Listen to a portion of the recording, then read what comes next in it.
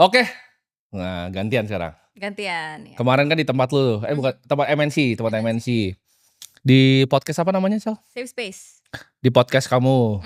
Jadi sekarang gantian. Ya. Dan di sini sebenarnya aku pengen bahas beberapa hal nih. Mungkin teman-teman banyak yang penasaran. Chelsea ini kan background, coba mungkin ceritain sedikit ya. Interestednya di mana? Iya. Sama apa sih yang kamu benar-benar suka? Sebenarnya kalau interest and what is it that I'm doing, karena kan dari kecil, jadi emang ada banyak ya. Kalau bilang karir berangkat dari nyanyi, ngatis cilik nyanyi, and then I love musicals by the way, so bergeser ke acting juga. And then tapi one of the benang merah kali ya dari semua yang aku lakuin tuh I love learning about humans and how humans think. Jadi makanya jadi behind all that facade dari yang berkarir di entertain, sebenarnya di belakang itu I love learning about humans, which is why waktu kuliah ambilnya neuroscience sama psikologi. Oke, jadi you took neuroscience dan juga psychology karena tertarik with humans. Nah, trigger awalnya itu apa? Kan awalnya cuma nonton Disney kan, suka nonton Disney, belajar nyanyi, acting and stuff. Kenapa bisa sampai ke sana? Ke neuroscience gitu. Karena sebenarnya dari kecil, karena mungkin growing up in the spotlight, terus udah kayak gitu ketemu banyak orang dengan range umur yang berbeda-beda, jadinya membuat aku apa ya, oh kok orang tuh tipenya beda-beda ya? Why do people behave the way they do? Why do they think the way they do? Itu one of the like few questions that I have in mind yang I've always been wondering. Karena itu jadinya I read psychology books and then berusaha untuk learn more sampai akhirnya kuliah. And then ada option yang kebetulan di universitas aku ada psikologi sama neuroscience. And at first I wanted to take psychology aja sebenarnya.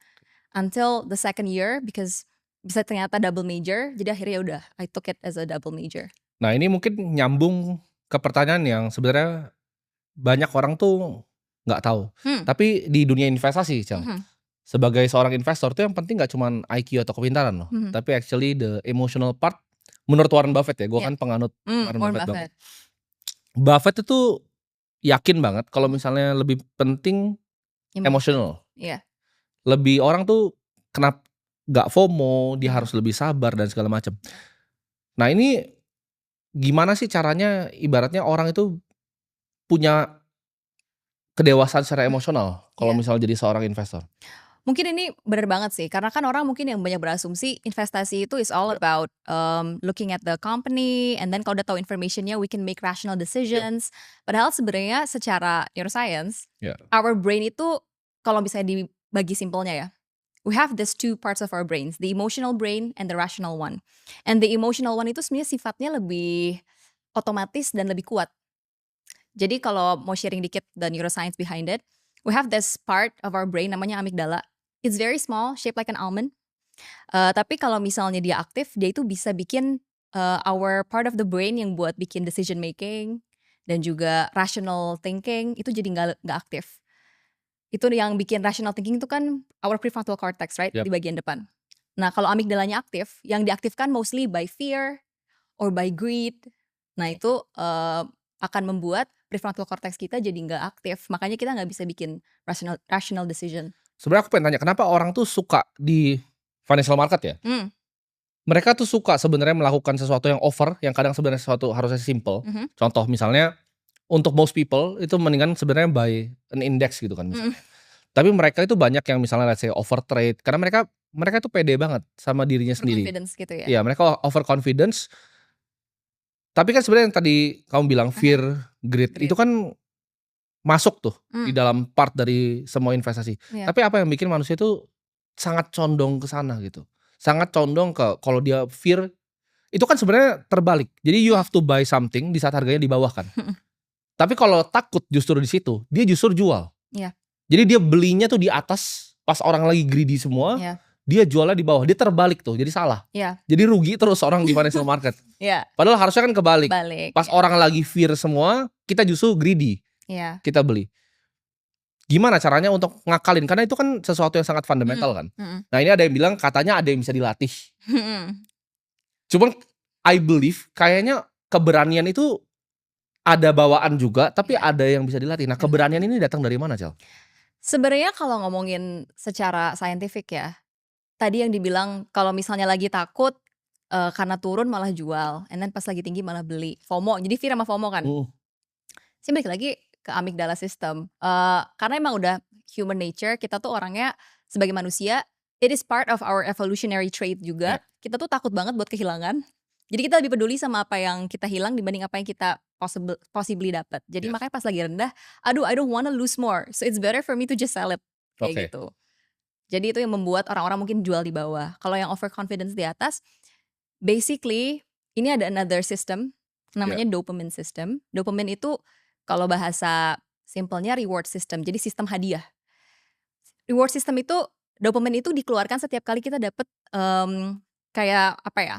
Dapat feedback yang positif. Jadi makanya kalau orang gambling, why is gambling so addicting? Karena tiap kali menang itu dopaminnya langsung naik. Dan setiap kali dopamin naik, kita pengen lebih naik lagi. Jadi kita we put more. So that explains why orang-orang confident banget kalau misalnya udah dapet, okay, I'm gonna put all my money in. I don't wanna. Itu karena mereka punya harapan dopaminnya akan naik lagi. Dopamine loop jadi mereka dapat. Benar. Dan kalau udah naik tuh it feels so good. So that's why mereka mau more. And that's the neuroscience behind why. Kalau misalnya teman-teman mau berhasil semua di financial market, itu kan harusnya nggak punya emosinya. Justru kalau untung harusnya biasa aja. Dan rugi juga sebenarnya harusnya biasa aja, karena it's all just numbers kan. Tapi kenapa orang sulit sekali seperti itu? Karena banyak yang nanya kan, gimana sih jadi successful investor atau successful trader di market? Kayak partner gue kan punya partner tuh, si Mas Kakak. Dia itu gak ada emosinya, Cal. Jadi either dia get a winning trade atau get a losing trade. Dia emosinya tuh udah hampir hilang. Jadi kayak robot sih orang. Tapi hampir hilang, bukan hilang sepenuhnya kan? Iya, bukan hilang sepenuhnya ya. Kadang kalau gede juga agak-agak ini. Kan, pasti kan. Karena sebenarnya kalau bilang emosinya harus dihilangkan, it's impossible because it's part of our nature. Emang udah punya kita pasti punya emosi. Dan kalau dibilang tadi ada bias-bias tadi, itu normal banget. Cuman mungkin one of the key steps in overcoming that adalah ya udah berarti be aware of the biases. And then tiap kali mau make a decision, keep in mind that I have this bias. In my opinion, it helps sih. Kayak misalnya, salah satu bias yang herding deh misalnya. Herding is people ngikutin orang lain. Kenapa sih the fundamental reason adalah kita tuh sebagai manusia, kita nggak suka beda dari orang lain karena kesannya nggak safe. Nah ini gue menarik banget. Sebenarnya ini herding di semua aspek kehidupan, Cel. Sebenarnya nggak cuma di investasi. Contohnya deh, di jalan tol. Lu perhatiin nggak? Orang tuh kayak saya tadi keluar kan, ambil kanan, semuanya ambilnya maunya kanan. Gue tuh ambil kiri sih, orang kirinya kosong. Kenapa ya? Why do people do that? Padahal gerbangnya banyak, mereka ambil kanan semua. Ini mau jawaban psikologi apa neuroscience nih? Kita dari neuroscience, dari neuroscience dulu ya. Kita tuh punya di otak kita namanya mirror neurons. Jadi neuron cermin kalau bahasa Indonesianya, yang aktif ketika kita berinteraksi sosial dan juga kita mengikuti orang lain. Kenapa? Karena kita kan sebenarnya kalau tarik lagi ke zaman purba, kita kan hidupnya in a tribe kan. In tribes, kita selalu bareng-bareng karena it's one of the ways buat kita protect ourselves from danger. Jadi itu sebenarnya part of our evolution supaya kita tetap aman. Karena imagine if you walk alone in a forest and then ada hewan buas, you're gonna get attacked and you're gonna die. Jadi makanya sebenarnya itu normal banget to have that herding behavior. Karena sebagai manusia, kita pasti pengen, yang utama, our primary needs kan our safety ya. Kita paling peduli sama keselamatan kita dulu dong, nomor satu. Itu paling baseline. Nah itu dipenuhi dengan cara apa? Cara kita untuk bertahan hidup dan juga preventing ourselves to fall into danger adalah dengan melihat orang lain seperti apa and making sure kita nggak yang aneh banget dan melawan trends gitu. Nah ada salah satu bias yang sebenarnya tuh banyak banget orang yang jatuh ke sini. Confirmation bias. Contohnya, adek lu si Troy, dia suka nanya tuh, ini menurut lu gimana gitu. Tapi sebenarnya dia tuh seeking confirmation of something that he did gitu. Jadi kalau diiyakan, yang ini bagus, dia akan pasti lebih tambah pede. Dan dia akan cenderung, atau misalnya lu juga sama kan, lu akan cenderung untuk cari orang yang punya opini yang sama. Cherry picking lah, pilih-pilih. Jadi pilih-pilih. Instead of ini emang trait manusia juga. Dibanding ada dua hal yang objektif, misalnya contoh ya, ada investasi A, investasi B. Misalnya kamu investasi di yang A nih ya kan. Kamu akan cenderung cari opini dari orang yang punya pikiran yang sama dengan investasi A. Dibanding investasi B. Kamu kalau dikasih B, kamu kayak, saya gak punya B gitu loh. Kayaknya saya analisanya A deh. Hmm. Kenapa itu? Kenapa bisa begitu? Tahu gak kenapa? Karena manusia itu lebih suka yang gampang. Padahal ini aku pribadi ya, kalau cari investasi, aku selalu cari yang punya opposite view. Ya. Misalnya mau buka outlet nih, tempatnya tanahnya di sini.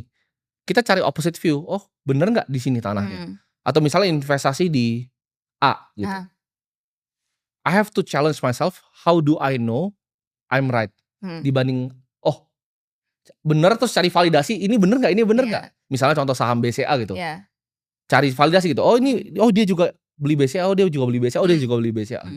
Sebenarnya yang benar itu cross check. Karena kan kita sebenarnya ada perbedaan loh mana yang benar sama mana yang kebanyakan. Oke. Opini yang maksudnya view yang orang lain kebanyakan setuju itu belum tentu benar. So if your main virtue is seeking truth, ya emang harus cross check. Itu udah paling basic lah. Cuman balik lagi, human nature, it's the way our brain is wired. Kita tuh emang yang paling peduli efficiency. So we don't wanna get tired. Kita nggak mau capek mikir, nggak mau susah. Emang udah basicnya, ibaratnya insting dasar kita tuh pengen yang gampang. Jadi makanya orang-orang mungkin, especially kalau misalnya udah apa ya, ada this term namanya cognitive load di neuroscience. Jadi kalau cognitive load itu ibaratnya beban kognisi lah ya, beban pikiran. Kalau misalnya cognitive loadnya udah tinggi banget, kita tuh udah nggak bisa lagi mikir secara rasional sebenarnya. Jadi kebayang banget kalau misalnya orang-orang, let's say di luar sana yang mungkin lagi nonton juga, udah stres nih, misalnya stres sama kehidupan atau mungkin stres sama kedepannya harus kayak gimana dan macam sebagainya, kan pasti pikirannya udah penuh tuh sama those stress, right? Untuk bisa mikir rasional tuh lebih sulit pasti. Karena emang secara bisa dibilang, pernah nonton film Lucy nggak? Pernah. Nah, dia kan intinya dia bilang the premise adalah dia bisa sampai 100% unlocking human brain. Itu ada benernya nggak tapi? Sebenarnya enggak sih, itu nggak bisa kan? Nggak bisa. Cuman bisa dibilang salah satu message yang diambil dari film itu, otak kita tuh punya kapasitas. Jadi bayangin kayak otak kita tuh gini, our attention sama cognitive power itu di 1 gelas, let's say 1 liter.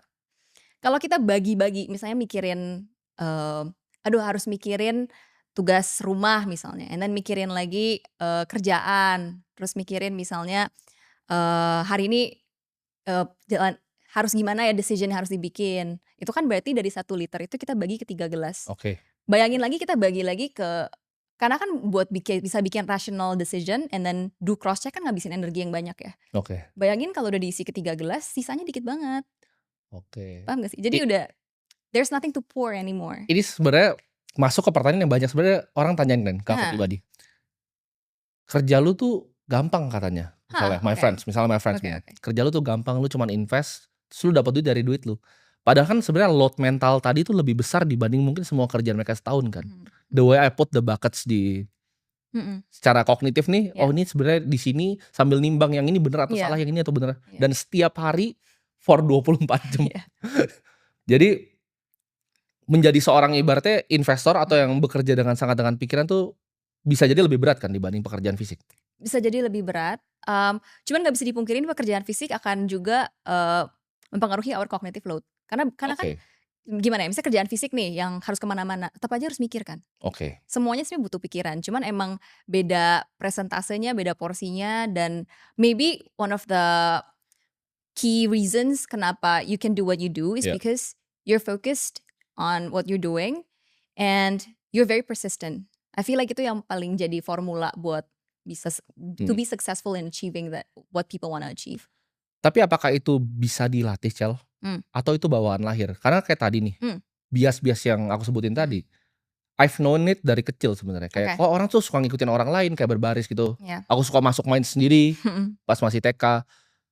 Atau misalnya yang lain deh, kayak jalan tol gitu. Dari pertama bisa nyetir mobil aja selalu cari yang beda sendiri gitu loh. Apakah itu bawaan lahir atau itu something that you can train? Kayak misalnya contoh delay gratification. Dari kecil aku tuh masih naik motor gitu loh. Naik motor, mobil pun beli yang bekas, itu di saat punya duit yang cukup untuk, kalau orang bilang untuk pamer kan. Kemampuan itu apakah emang bawaan lahir atau something you can train? Sebenarnya ini masih jadi perdebatan sih. Ada yang dibilang nature versus nurture debate. Ya. Jadi masih jadi perdebatan buat para psikolog, buat para neuroscientist. Sebenarnya yang terjadi tuh apa sih? Karena kan emang even our consciousness aja tuh masih jadi sebuah big question gitu. Ya. Jadi banyak banget pertanyaan di ilmu psikologi dan juga neuroscience yang belum bisa menjawab itu. Cuman kalau ini based on my experience and then also observing people, I feel like semua trait itu, at least most traits, itu mostly hasil dari kombinasi genetik sama environment.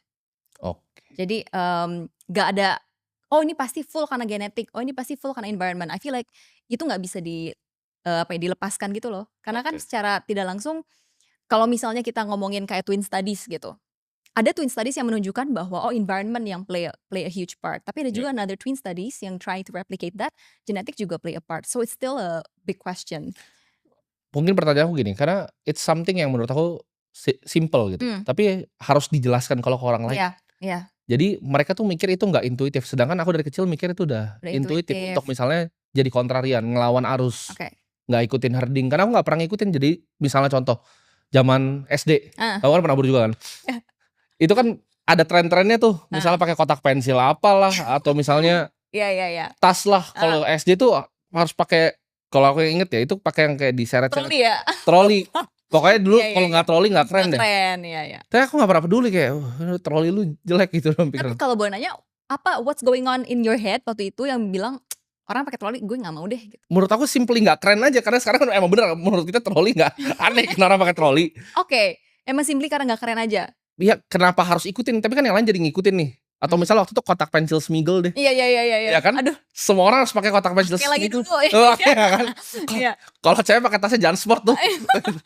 Iya. Kalau nggak itu nggak keren. Aku kayak, apa sih ini? Kayak apa sih gitu? Oke. Berarti bisa dibilang you're one of the few people yang nggak following those biases. So it's very intuitive for you to nggak ngikutin apa kata orang kan. Bener. Jadi ketika di investasi sekarang gampang banget untuk kayak mereka semua kesini, ya aku ke tempat yang lain.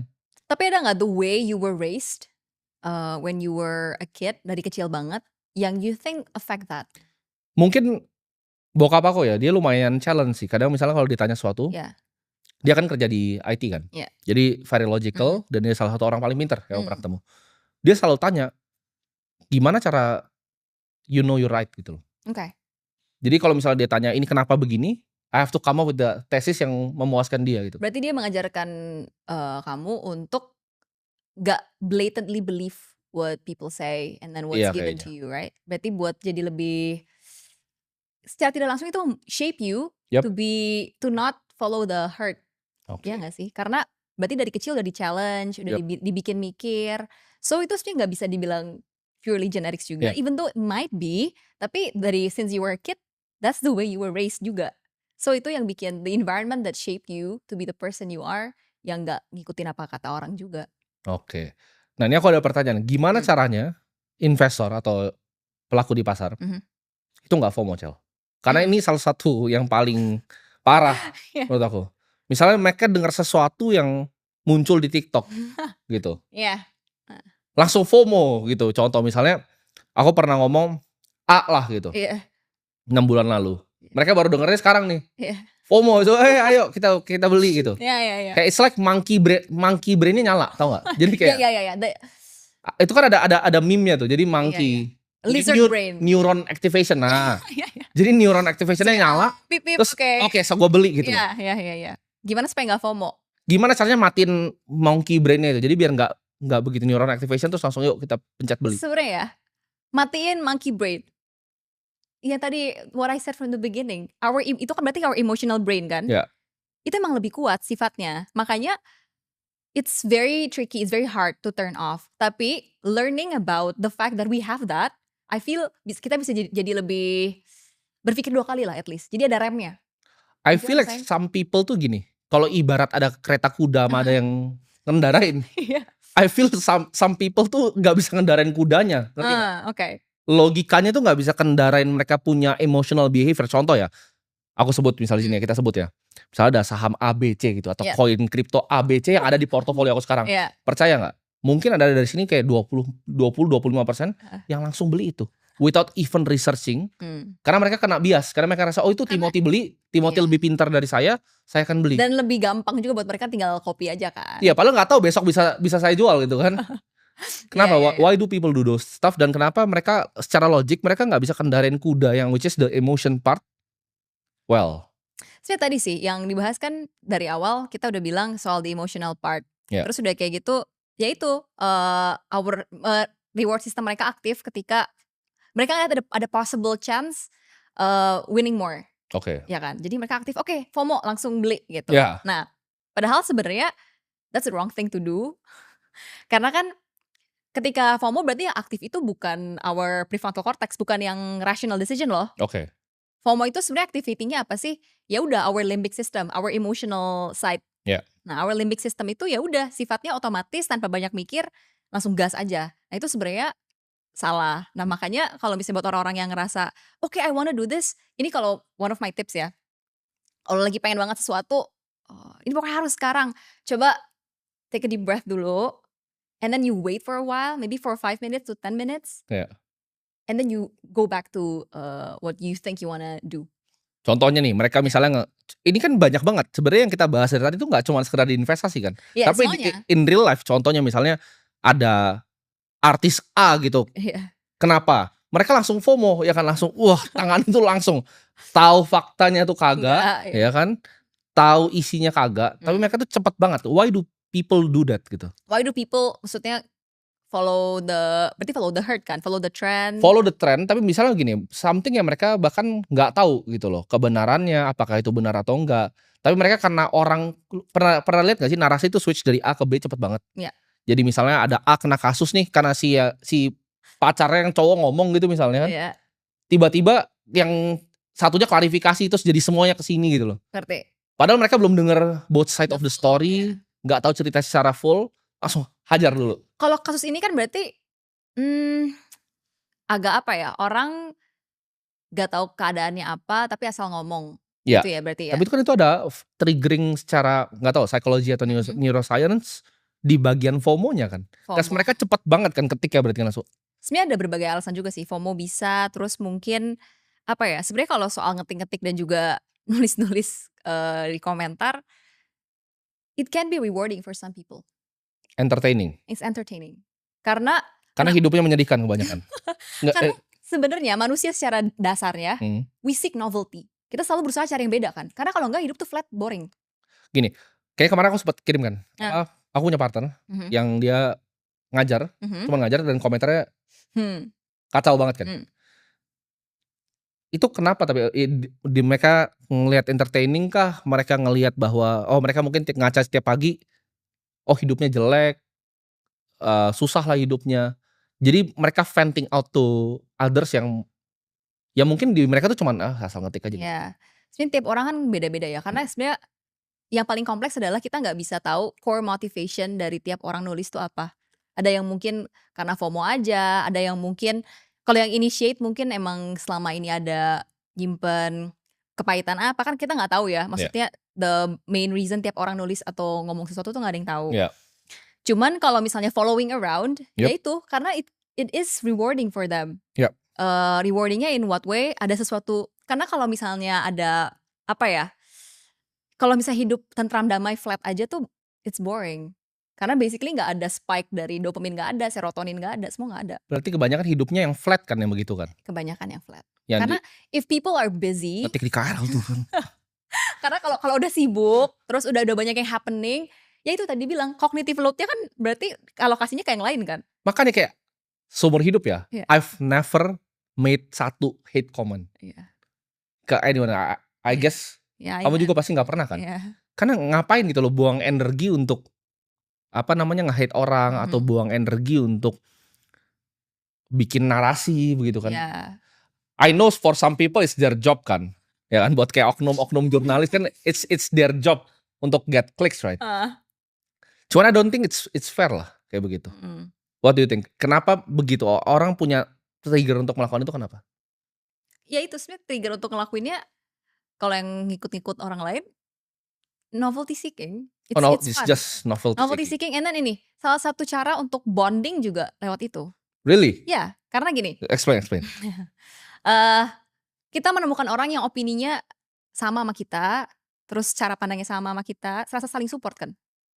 Oh jadi bisa jadi kayak kubu haters gitu? Iya, jadi kayak berasa, wih, makanya banyak yang misalnya kayak movement itu kan works ketika let's say nih ya waktu zaman I think 2015 or 2016 I forgot. Tapi ada yang kayak movement kayak gender equality, something like that. Makanya mereka trying so hard buat narik key figures, right? Karena kalau key figures itu pasti dia have something to say and people follow them.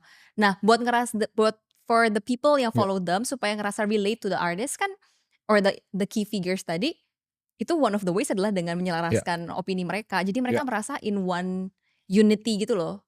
Makanya that explains juga kalau zaman tahun berapa ya? Maybe 60s, 70s ada banyak cult and all of that. Karena itu kalau misalnya orang yang punya opininya sama and then view-nya sama, it increases their bonding juga. Jadi berasanya erat banget. Gitu. That explains sih. Mungkin kenapa mereka itu, karena mereka bergrup gitu. Bergrup banget, ngerasa bonding banget. And then especially kalau bisa ngobrolin shared experience ya. Misalnya nih, iya, I experience this, and then another one comment, I also experience the same. Itu berasa kayak support group banget. Ini kita mungkin beralih ke topik sekolah ya. Karena Ninja itu one of the project yang kita sempat bahas juga. Jadi awalnya Chelsea bilang dia punya panggilan di teaching juga, punya passion untuk ngajar. Waktu itu aku ngerasa sekolahnya tuh ada yang kurang. Kenapa Chelsea? Karena waktu itu kan kita bangun, tapi I don't have the ability untuk actually ngajarin atau turun tangan, karena itu harus mulai dari gurunya kan. Kita harus bikin sistem training untuk gurunya supaya muridnya lebih bagus. Karena aku percaya akan sekolah tuh bukan cuma informasi tapi transformasi. Gimana caranya kita transform the children. Nah ini kan anak punya beda-beda nih. Nah kita kalau ngomongin bias lagi, ini kalau my perspektif ya, gue bukan expert di neuroscience, tapi anak yang di pressure tuh nggak akan jadi bagus. Nah di NTT tuh waktu itu adalah, nggak usah disebut yang mana, my school ada satu yang ada orang, aku datang ke sana dan anaknya tuh ada yang dipukul gitu loh sana. Learning by pressure kayak gitu kan bukan sesuatu yang zaman sekarang sih harusnya ya. Nggak dilakukan di zaman sekarang. Itu gimana? How do we fix this gitu? Kita balik lagi bahas soal yang mukul dan juga itu semua ya. Yang bilang kan itu parenting itu harus kayak gitu supaya disiplin. Padahal sebenarnya kalau ngomongin secara brain development, especially otak anak kan punya critical period ya. Ada dari umur 0 sampai 8 tahun tuh itu critical banget. Karena itu momen dimana otak anak-anak tuh ada yang namanya neurogenesis. Jadi sel-selnya tuh tumbuh, ada selnya yang ada synaptic pruning juga. Jadi pokoknya banyak terms-terms itu yang terjadi di otak anak di usia optimal tersebut. Nah, kalau misalnya di usia optimal tersebut, even sampai adolescence lah ya, itu kan bisa dibilang otaknya tuh masih lagi tumbuh-tumbuhnya banget nih. Apa sih yang terjadi kalau misalnya dipukul? Gak usah anak kecil deh. Orang dewasa kalau dipukul, pasti kita kan ngaktifin fight or flight kita ya. Untuk kita pasti tadi yang dibahas, one of our basic needs itu safety. If we got hit, we don't feel safe, right? We feel attacked. Bayangin anak kecil di attack kayak gitu.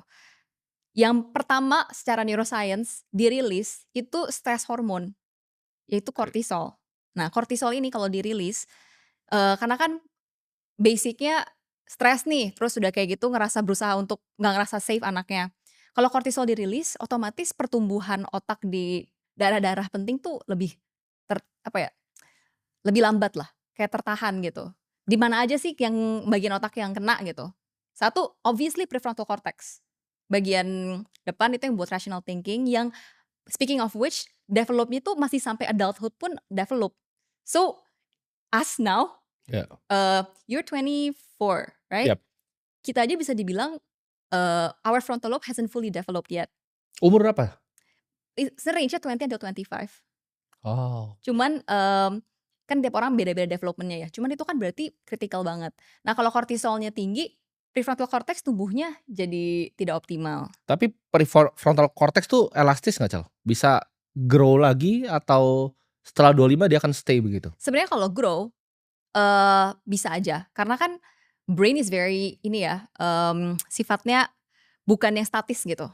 Brain tuh gak fix. Kalau misalnya kita udah lebih, let's say we are 40 or 50 juga masih bisa grow. Tapi memang gak serapid pas kita critical period tersebut. Jadi makanya itu yang paling penting. Selain prefrontal cortex juga bakalan nge-affect hippocampus. Hippocampus itu bagian buat memori sama belajar. Jadi kebayang kalau misalnya dua area itu kena, gak ke-develop properly, gimana caranya bisa tumbuh kembang dengan optimal. Gitu. Jadi makanya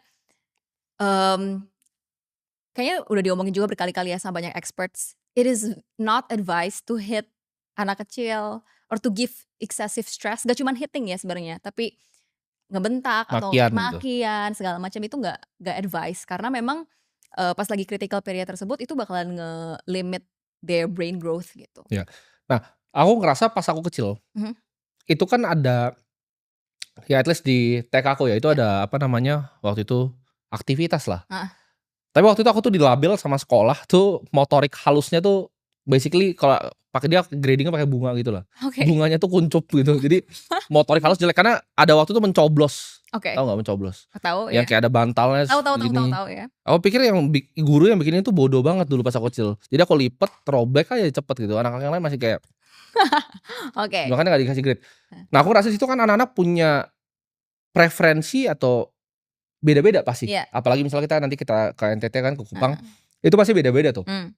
Nah ini gimana cara kita bisa benerin, ngasih kira-kira yang anak-anak ini yang gak sampai spesifik banget per anak lah, tapi jangan disamain rata lah semua gitu. Bisa gak, Cel? Sebenarnya one of the key things yang kita harus sadari adalah children are very creative ya. Kita suka mikir ya udah ini berarti kalau kita outcome-nya kan berarti pengen the paper bisa kerip kan, bisa jadi but the shape kan. Mungkin guru mikirnya udah caranya begini, tapi berarti you thought out of the box, you rip it gitu. Nah mungkin ini kalau if I were the teacher ya, I would say oh yeah actually dapet nih outcome-nya, that's good. Tapi jangan dipatahin gitu, jangan dipatahin langsung kayak ini salah, ini motorik halusnya nggak bagus, nggak boleh kayak gitu. Tapi lebih ke it's good, tapi ada cara lain loh. Do you wanna try cara yang ini? Jadi offering alternatives aja. Approach-nya aja yang beda sebenarnya. Tapi one of the key things in educating children, according to neuroscience adalah emang gak dipatahin karena children have wild imagination. Jadi buat teman-teman yang belum tahu, ya project kita kalau aku pribadi kan pengen bangun 1000 sekolah ya. Jadi nanti ke depannya Chelsea tuh bakal bantu dari segi pelatihannya. Iya, segi dalam-dalamnya lah ya. Dalam-dalamnya yang which I understand nothing about kan.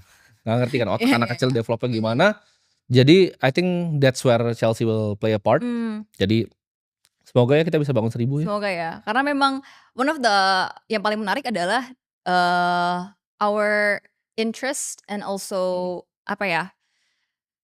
Ya bisa dibilang panggilan kali ya, calling kali ya. Itu emang education gitu. Teaching kan. Teaching ya. I like teaching and you like teaching too. Ya. Jadi cuman mungkin emang beda topik. And beda approach. Beda approach.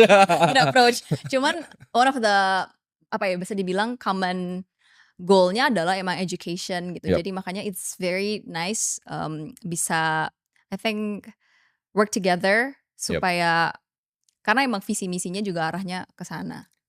Jadi itu project yang kita udah plan sih dari berapa 2 bulan lalu ya. I think around that time ya. Jadi 2 bulan lalu sempat ketemu juga ya kan. Kita bahas gimana caranya kita bisa improve pendidikan Indonesia gitu kan. Tapi malah ya begitu kan, orang kan ada yang FOMO kan langsung.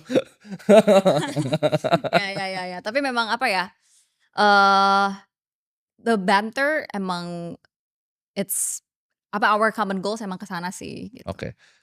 So where do you see like Indonesia kalau misalnya edukasinya dibenahin, menurut lu can this be something yang membantu negaranya? Definitely ya, karena I do believe that our biggest hope is in the future generations. Apalagi ngeliatin gak usah jauh-jauh yang sekarang masih kecil banget ya, tapi liatin generasi adik-adik like my brother masih Gen Z sih, cuman like the younger generations Gen Alpha gitu, they're so quick to absorb information. Cepet cepet banget. Terus mereka semua yang apa ya, cara mikirnya udah out of the box banget gitu.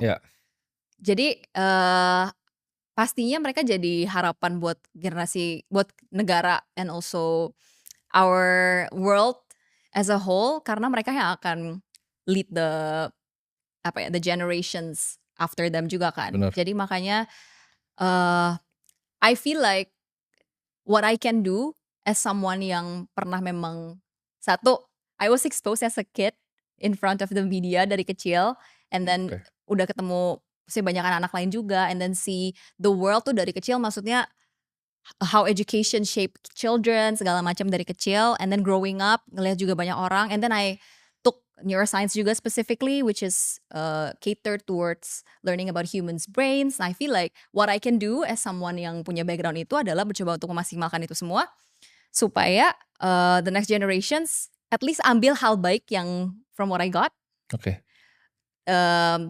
and implement that ke mereka, supaya apa ya, ibaratnya kalau misalnya ada kesalahan yang pernah dilakuin, at least let's say from educators towards me or towards my friends segala macam, we can minimize that gitu. Jadi karena I know the research juga, and I feel like banyak juga experts di luar sana yang tahu the research.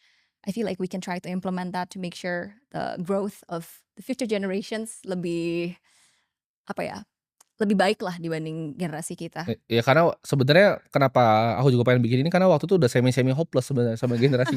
Yang mereka suka tuh bukan sesuatu yang substansial. Mereka kalau misalnya kayak begini mereka nggak suka. Tapi kalau misalnya drama atau gosip mereka paling cepat. Karena sebelum aku tutup ya mungkin ya.